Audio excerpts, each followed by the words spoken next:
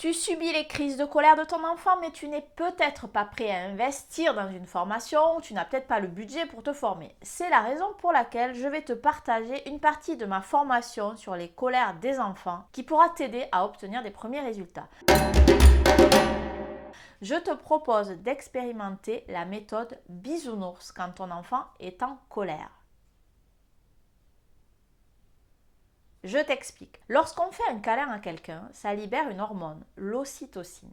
Cette hormone permet de faire baisser le stress. Ton enfant et toi êtes confrontés tout au long de la journée à des tas de sources de stress. Le câlin va permettre de réguler tout ça. Alors des câlins, tu en as peut-être régulièrement. En fait, c'est-à-dire qu'en ce moment, c'est plutôt calme et j'attends un petit peu Johnny Depp depuis quelques années, mais je pense qu'on est un peu dans une impasse. Je parlais des câlins de tes enfants. Ah. Bref, as-tu déjà fait un câlin à ton enfant ou ton ado pendant qu'il était en colère? Si ce n'est pas le cas, je te propose d'en faire l'expérience. Voilà les étapes. 1. Expliquer. Tu dois dire à ton enfant ce que tu viens d'apprendre. Les câlins aident à s'apaiser quand on est en colère.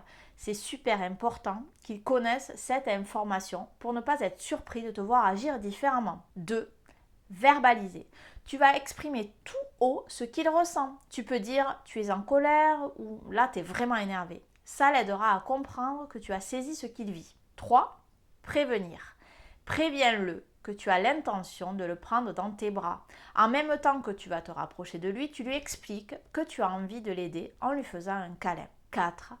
Câliner. Tu le prends dans tes bras et c'est tout.